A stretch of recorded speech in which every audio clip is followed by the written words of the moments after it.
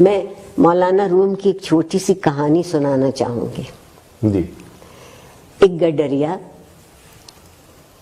مسجد میں نماز پڑھتا تھا تو گاؤں کے امام مسجد سے اس نے پوچھا کہ سرکار جو یہ میرے مویشی ہیں بھیڑ اور بکریاں ان کی چراگاہ دریا کے پار ہے, ہمارے گاؤں میں کوئی ان کے خوراک کا سامان نہیں, تو میں روزانہ جاتا ہوں تو مجھے کشتی کے 2 آنے دینے پڑتے جانے کے, اور 2 آنے دینے پڑتے, تو میرے تو بہت پیسے خرچ ہو جاتے.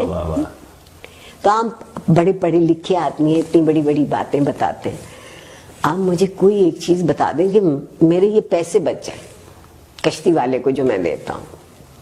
مولانا نے سوچا میں اس گڈریے کو کیا سمجھاؤں گا, اس کی سمجھ میں کیا آئے گا. کہا بسم اللہ الرحمن الرحیم کہہ کے اپنے مویشی بھی اور خود بھی دریا میں اتر جایا کر. اگلے سے اس صاحب یقین نے, یہ بنیادی صاحب یقین نے جو ملا نے کہا تھا اس پر اس نے بسم اللہ پڑھی, اپنا تہمد اپنی کمر سے باندھا, مویشیوں کو بھی اور خود بھی, اور دریا کے پار. آہا بے حد خوش 2 آنے بچ گئے, میرے بچوں کا کھانا اچھا آ جائے. واپس بھی ایسے ہی آ گیا. اب زندگی بہت اطمینان سے گزرنے لگی. ایک دن شام کو وہ اپنے مویشی گاؤں واپس لانا چاہتا تھا تو دیکھا کہ مولانا بھی وہیں کھڑے اور بہت پریشان ہیں.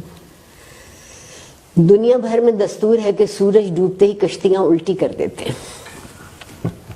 ملا کشتی الٹی کر دیتا ہے کہ اب سفر ختم, اب کل جب سورج طلوع ہوگا تو پھر سفر کی ابتدا ہوگی.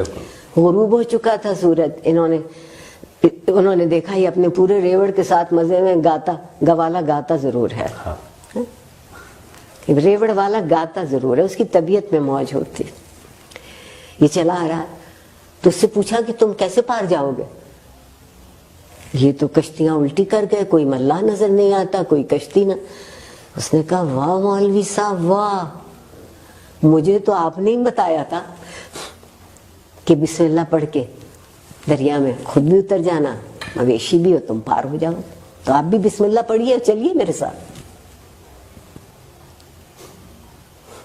وہ چرواہا صاحب یقین تھا.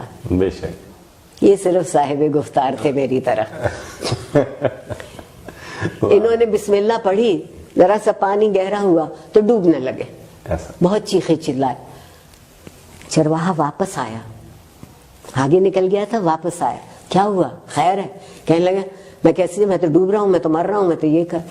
اس نے کہا خیر. اس نے انہیں اٹھایا, اپنے کندھے پر رکھا, اور جب ساحل پہ لا کے کنارے پہ اتارا, کہا مولوی صاحب یہ بسم اللہ تو آپ نے ہی مجھے بتائی تھی, تو آپ سے کیوں نہ دریا پار ہوا.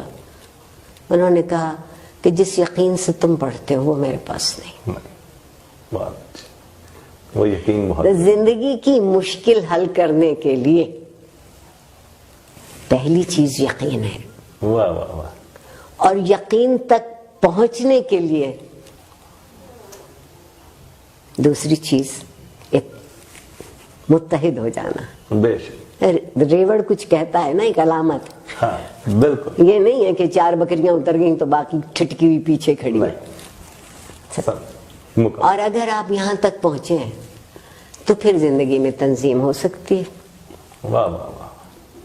اگر آپ کبھی اکٹھے نہ ہوں, کبھی یقین پورا نہ ہو, تو آپ منظم بھی کبھی نہیں ہوں گے. بہت اچھا. جو اچھی زندگی ہے وہ منظم زندگی ہے. منظم زندگی ہے. بے شک. علم کا درجہ کوئی ہو یا نہ ہو, احساس تو جاگتا رہے. وہ تو رہنا چاہیے. تعلیم یا ایجوکیشن کہہ لوں, نالج اس وقت بنتی ہے جب آپ کے احساس میں شامل ہو جاتی ہے. بہت اچھا.